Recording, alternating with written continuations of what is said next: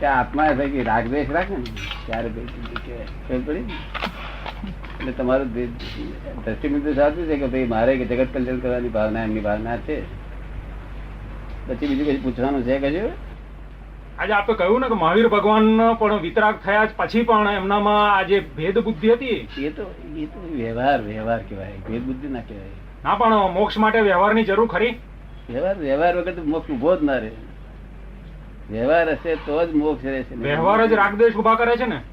ના, વ્યવહારમાં રાગદ્વેષ ઉભા નથી થતા. શુદ્ધ વ્યવહારમાં રાગદ્વેષ ના હોય. શુદ્ધ વ્યવહાર કોને કહેવો? શુદ્ધ વ્યવહાર કોઈ જોડે કોઈને દુઃખ ના થાય એવું વર્તન કરવું, કોઈને કિંચિત માત્ર. હા, પણ એ કર્મ ને અધીન છે ને દાદા? એ તો ઉદય કર્મ ને અધીન છે ને બધું? તો ઉદય કર્મ અધીન પડતા પોતે આપણે એની ઉપર છે તે પ્રતિક્રમણ કરવા જોઈએ. અમે તો દાદા ભમેડા છે બિલકુલ. હા, પણ હવે તમને ભેટ્યા અને તમારા જેવા ના થઈએ કેવું કેવાય? એ બરોબર છે, પણ લોકો તમને વગોવે કે આ કેવા દાદા મળ્યા. એ અતિક્રમણ થાય પણ પ્રતિક્રમણ કરવા પડે. શું કરવું પડે? બિલકુલ ભમેડા જ છીએ, ડબુ પૈસાના ઢ છીએ. બધે એવું જ ચાલે. હવે હીરા બનાવો પણ આપણે ધીમે ધીમે એને પ્રતિક્રમણ કરીએ ને એટલે ધીમે ધીમે પ્રતિક્રમણ તો નિરંતર ચાલે છે. કાલે શહીદા ધક્કા માર્યા ને તો અમે કહ્યું કે ભાઈ હું માફી માંગુ છું અને તમારે એવું હોય તલવાર બોલવા લઈ આવો અથવા તો ફ્રેક્ચર કરી આલો, 6 મહિના આરામ કરું. બન્યું આ સંઘમાં મારું તારું નથી થયું. 30-35 હજાર માણસ એવું થયું તો કરીએ તોય મારું તારું કોઈ કરે નહીં. સંઘમાં આવું કેમ બન્યું? એટલે અમારી કઈક ભૂલ રહી જાય છે એવું વખવાડીએ. શું કરીએ? આપણે કઈ ભૂલ રહી જાય છે એવું તમને લાગે છે? સૈદાને તો શું ભૂલ? સૈદા નિમિત્ત છે, એ નિમિત્ત છે. જતી વખતે હું તો શહીદાને પગે લાગ્યો, ભાઈ મારું તો અંદરથી તો પ્રતિક્રમણ છે પણ આ બહારથી લો તમને પગે લાગી લઉં છું જતી વખતે. કારણ કે મને જરા કઈ તમારો દોષ નથી, મને રાગ બી નથી કે દ્વેષ નથી. તો બધું જગત તો નિમિત્ત છે માત્ર. પણ આ તો આ સંઘ તો એક સહેજે મન બગડે નહીં એવો છે. 5 કલાક બેસી રાખો, ભૂખ્યા બેસી રાખો ને તો કોઈનું મન ના બગડે એવો સંઘ છે. આ કેવો છે? ભારણ આવવા નીકળ્યા તે દાડે ને? હા, યજ્ઞ આવવા નીકળ્યા. બે જવાબદારી થતી. આ તો આ 2 પગમાં 4 થાય છે. ના એટલે પછી એ તો તમારે કોઈ પણ જ્ઞાન ને તમે ગોઠવી આપો, આપણે ગોઠવીએ, તમારી પાસે ક્લિયરન્સ કરે ને પછી જ લખાય ને. નહીં તો પણ ના થાય. અમારી પાસે લેવલ ના આવે ત્યાં લગીને તો અમારાથી આદેશ અપાય જ નહીં ને, દેશના અમારાથી થાય જ નહીં. પણ કેવું માણસોને આ જમાનામાં હેલ્પ કરે છે કે બોલ થાય બહાર કઈ બોલાબોલ થાય છે? કારણ કે વ્યવહાર બધો જેટલો ચીકણા એટલા ઘરમાં આવે. એટલું મારે તો ઘરમાં નથી રહેવું, મોડા એટલે બહાર. હું રોજ કહું છું મારે ઘરમાં નથી રહેવું. પાટીકરમાં ઘરમાં નથી રહેવું, ઘરમાંથી ભાગીને જશે તો શું થશે? કશું નહીં, બહાર જઈશ એટલે મોડું પડશે. એટલી ફાઇલો તો છોડે નહીં ને માણસ. કઈ નહીં, હું કે અમેરિકા નાચીએ જ પાછળ પડે. લસર પાછળ પડે દાદા. હવે પછી લડી લડીને જડ જેવા થઈ જવાય છે. શું કામ તો શું એટલી શક્તિ હોય છે ને તમારા લોકો જેટલી નથી એવું કહેતા તો તાવ આવ્યો માટે દવા પીવી પડે છે એવી એક ઈચ્છા છે. અને એક દવા સાધની ખાતર પીવી પડે છે. બરાબર. તાવ આવ્યો છે દવા પીએ, હવે દવા મીઠી હોય તો કઈ વાર ઘડીએ તાવ વગર ના પીવાય. એવું આપડે કહીએ. શું કે? બરાબર. જગત આખું એ મીઠું એટલે પીવા જ બસ, તાવ હોય કે ના હોય. પ્રતિક્રમણ કરજે એમ ના કરાવતા.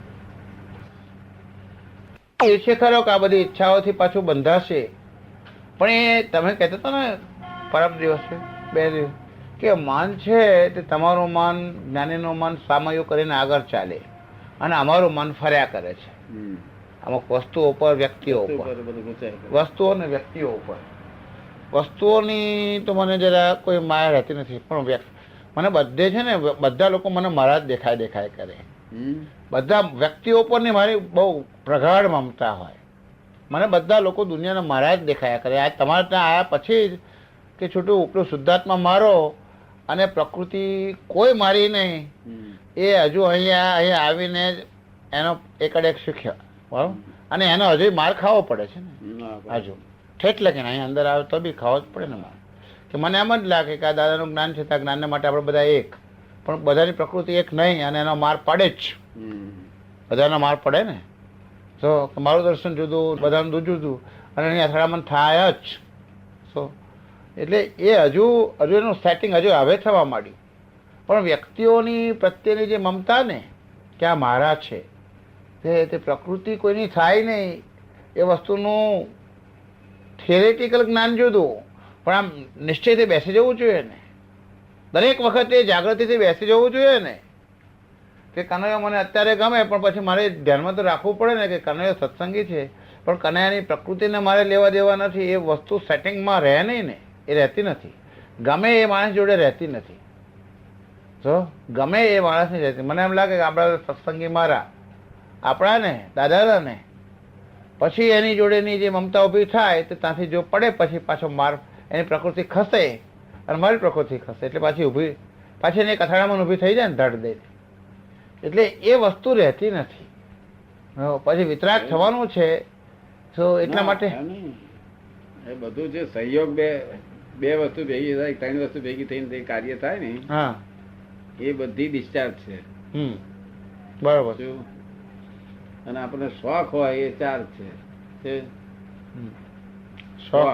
શોખ તે દાદા હા, મને તો જ્ઞાનનો અને જ્ઞાનના પ્રચારનો જબરજસ્ત શોખ છે.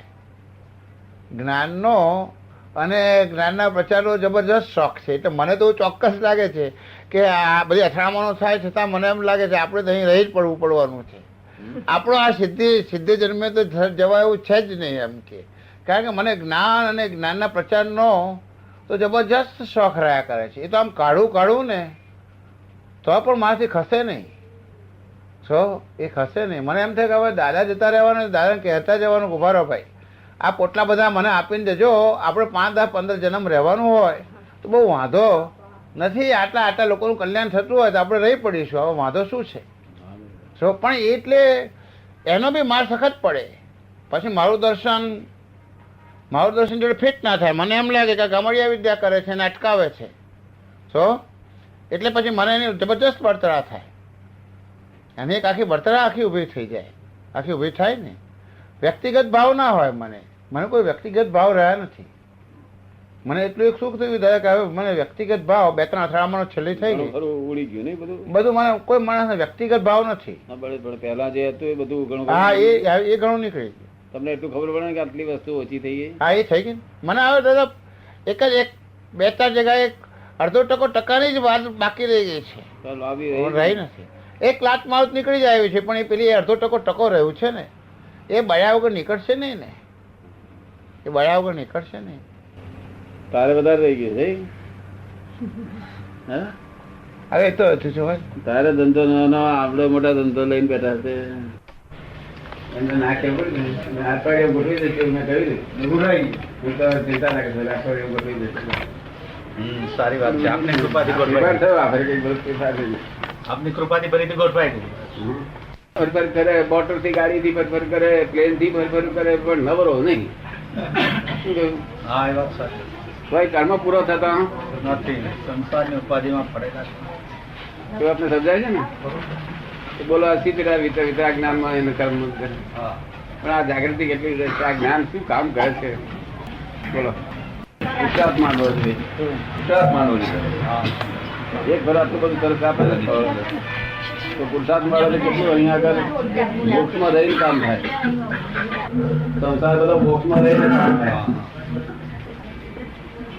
પછી પુરુષાર્થ ધર્મની ભાવના વધારે રાખવી જોઈએ. આપણે શું કહેવા માંગીએ? આ પતે એવું નથી અત્યારે કાઢે રહી. સૌથી રીતે મારી જોડે નિરંતર રહી શકો? કારણ કે અત્યારે મન ના પત્યું તો તમે કેમ કરી શકો? જે જ્ઞાન અહંકાર ને મારી નાખે, વિજ્ઞાન શું કહેવાય? એટલે આપણે કેવું જ્ઞાન પછતું વેદ વિજ્ઞાન.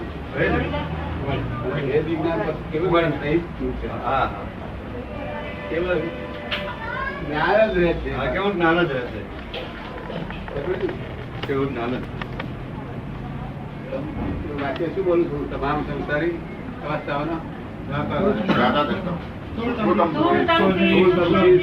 સુધીની તમામ સંસારી અવસ્થાઓ જ્ઞાતા દ્રષ્ટા માત્ર છું, કંકો તીડ છું, કેવળ જ્ઞાન સ્વરૂપ છું.